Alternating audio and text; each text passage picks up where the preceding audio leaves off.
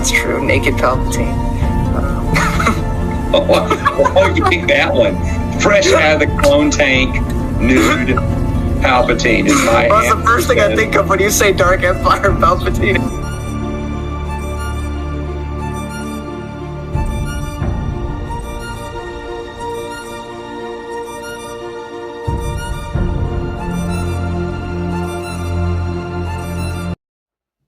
I'm gonna let you in on a little secret. Every day, once a day, give yourself a present. Don't plan it. Don't wait for it. Just let it happen. It could be a new shirt at the men's store, a cat nap in your office chair, or 2 cups of good, hot black coffee.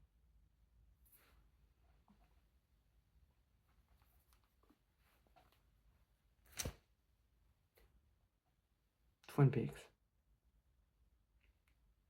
I have watched seasons 1 and 2. I have watched The Missing Pieces. I have watched Fire Walk with Me. I have watched Mulholland Drive. And I'm on my way to finish the rest. I am 11 episodes into The Return, plus the rest of Lynch's films. Oh, and I've seen Dune, but I'm not going to count that.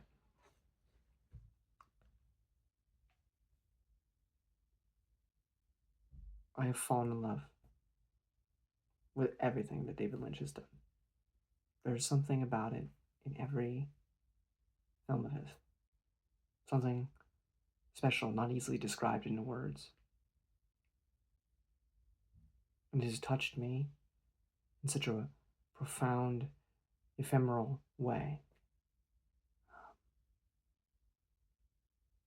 But I'm not a TV channel. I don't really talk about TV. But I have watched it. And I love it.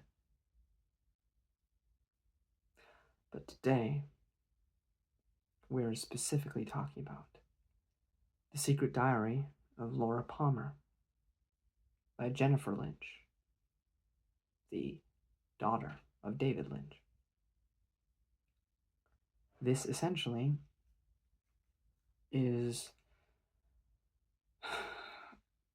just an in-universe diary of what we had seen in the show. And you could read this before season 2. It does not reveal the truth of something. There are definitely hints to it within this fairy tale, but it does not spoil it for you. So you could read this before season 2. That being said, I love Laura Palmer. I think the original show did such an expert job. I mean, for a woman who's been dead for the entirety of the show since its inception, the entire plot revolves around it. We learn so much about her through everyone else in the town. Because we're in a small town, everybody is affected by it. It's not like somebody dying in LA. You know, I could die tomorrow. And would it affect my family? Yeah, it affected some friends. But in the grand scheme of the world would move on. Somebody's dying right now, somewhere, not affecting me the slightest. And that, sometimes, when you actually sit down and think about it, makes me feel sick. But in this small town, that's not possible. Everybody knows everybody. And there's pluses and minuses to that. But her death stirs the entire town.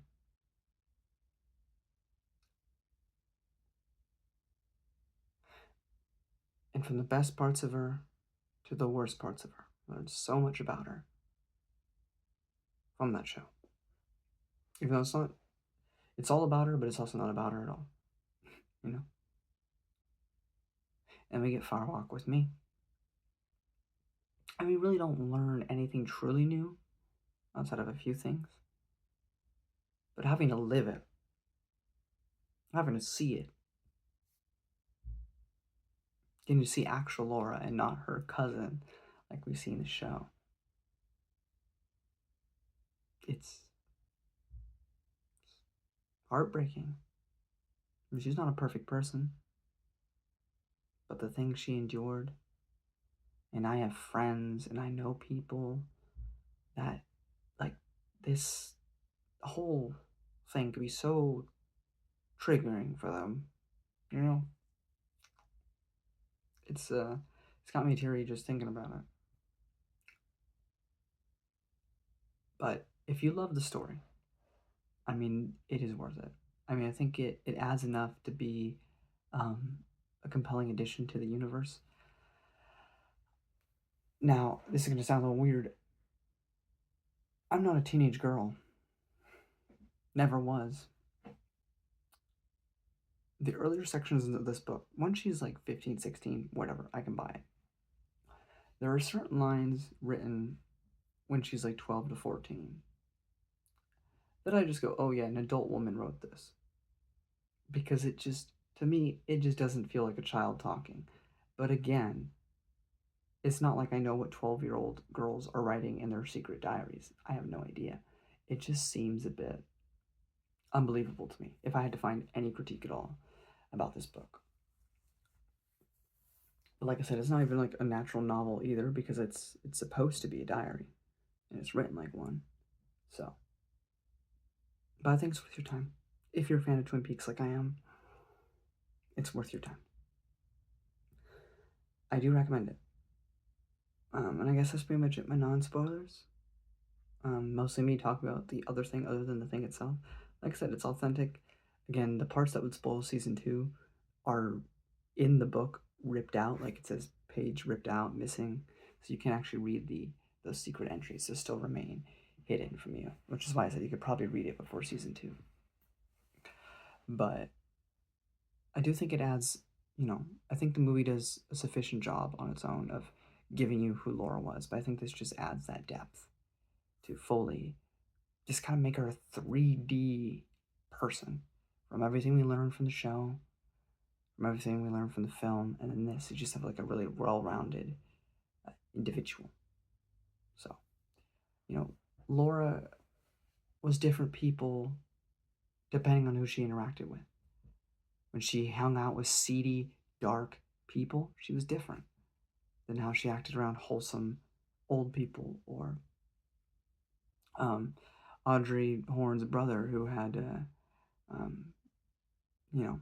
autism or whatever, and she took care of him. There's multiple facets, multiple sides to Laura Palmer, and I think it's worth your time. I'm getting spoilers. If you don't want that, there's the door. The book starts with her on her 12th birthday. We get a nice moment between Laura and her mother, which again I felt the show and the film didn't really give us that. So after Laura has her period, and this book will get uncomfy in many, many ways. In many, many ways. In many, many ways, this book is going to get uncomfy. But, she has a really nice conversation with her mom. Also on the phone, we have some notes. Oh, if I can get out. If I can find it.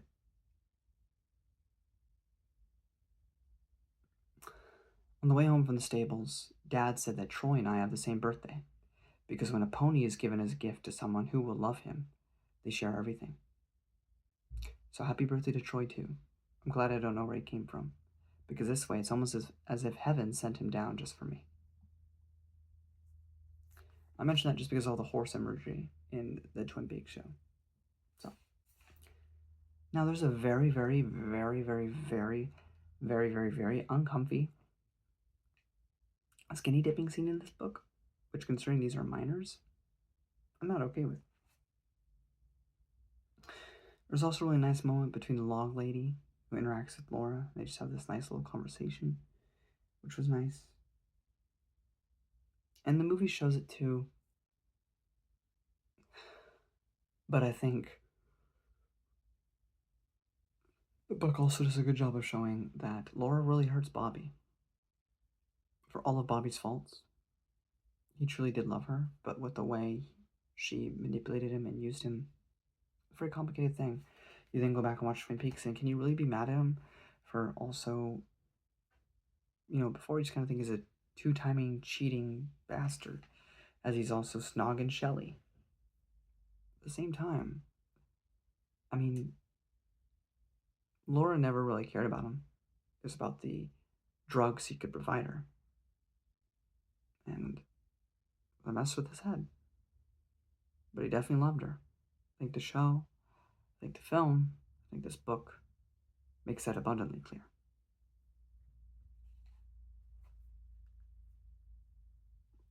The phone again.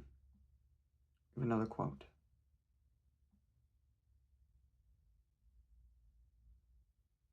The time that we get high at Leo's, especially lately, Bobby pays more attention to Shelley than he does to Leo or me. I figured they'll have an affair, if they aren't already secretly involved. I told Leo this the other night, which was a definite mistake on my part. I wish I could always blame the stupid things that come out of my mouth on the coke that goes up my nose, but no such luck. I had to beg him to calm down. I've never seen such violence come up so suddenly. I don't doubt for a moment that Leo has a bad temper, but it was how much rage he felt in so little time to concern me. Personally, I hope Bobby and Shelley are having a relationship. I don't like the idea of being alone at all, but worse things could happen. And I think Bobby and Shelley are good for each other. Dare I say that Leo Johnson and Laura Palmer are cut from the same cloth. Whatever. Either way, my point is that Leo and I sleep together more often than Bobby and I do. And I noticed the same for Leo and Shelley. Why do we pick up the people we do? Avoiding loneliness at almost any cost. Picking a mate by his work schedule, his paycheck, or his ability in the bedroom are good reasons. If you are fortunate enough to find a guy like that, who is nice as well. Bobby seemed right for me. He was there. He was cute, popular, good family background. And he swore his love to me again and again, until he finally realized that I cannot love anything right now. Falling in love is like holding a white flag out to your enemies and saying, we give up.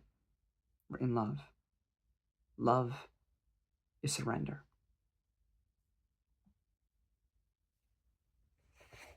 I think that pretty much speaks for itself.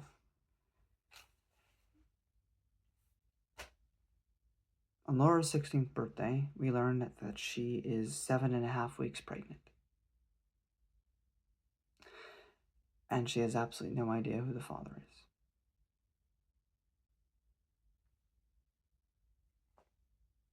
There's a page ripped out,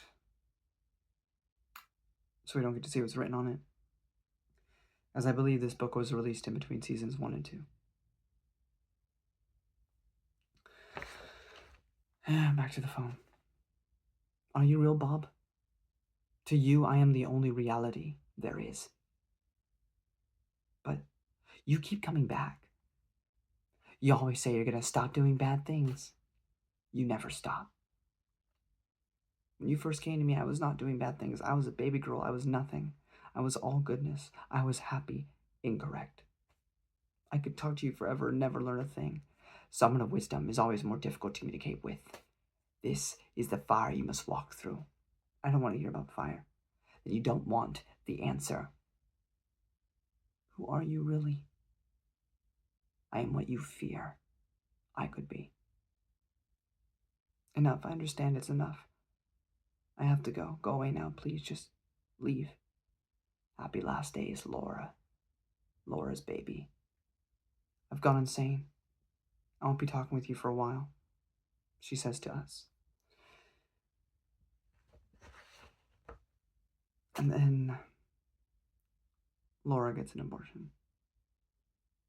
And I'm not touching that topic, other than it affects her emotionally. So, beyond that, not my place. I'm not talking about it here. You're not going to get me to.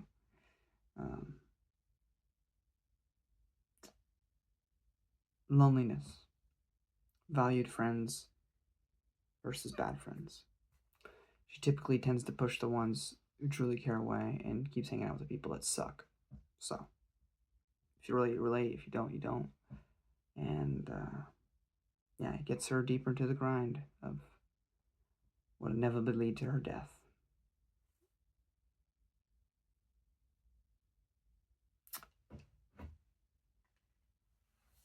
Laura and Josie have a nice moment as well. Nice conversation. And then, again, the darker side of Laura. Laura kind of rapes Harold. Harold's the one that is a recluse that never leaves his house, that seems super nice in the show. And, you know, he clearly likes her, but he's also like a super awkward guy. He's never done anything with anyone, you know. And she kind of forces it on him, which I guess Bob is really in control in that moment. I don't know. But felt bad for him.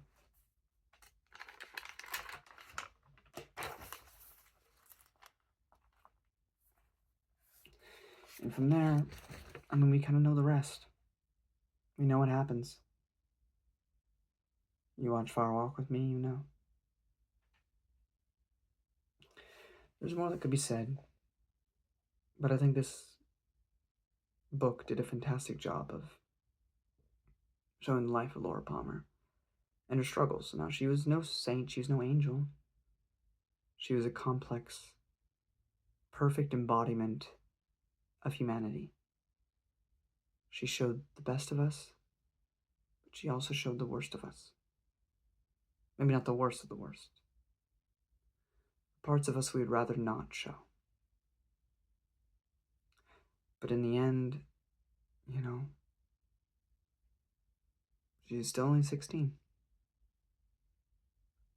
But from her death, birthed the universe. Birthed Twin Peaks. A fine damn cup of coffee.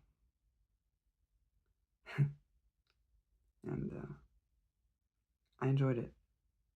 And if you're a fan of the book, then you probably did too. Or of the show, I mean. But yeah, that's pretty much it. Until next time, I'll see you with the secret history of Twin Peaks. And also, I'm going to end it with Leland, because why not? Have you ever felt absolute loss? No. Not just grief. It's inside.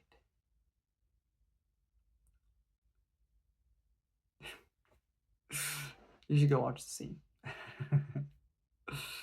God, Leland's phenomenal as an actor, but I love Twin Peaks. I can't express it enough. Twin Peaks is such an oddball show. You will have the most bizarre, strange things, and then some of the saddest, most profound moments you'll ever see on television. And it will just flip. It will flip on a dime. And it's not a mistake. It's not an accident. It's not bad acting, because you'll have these weird moments, right? And that's all Lynch. But what he wants you to feel, he'll make you freaking feel. And he knows how to do it so effectively every time. It's beautiful. If you haven't watched Twin Peaks, why are you watching this? Do yourself a favor and go watch Twin Peaks. Damn fine cup of coffee. Bye-bye.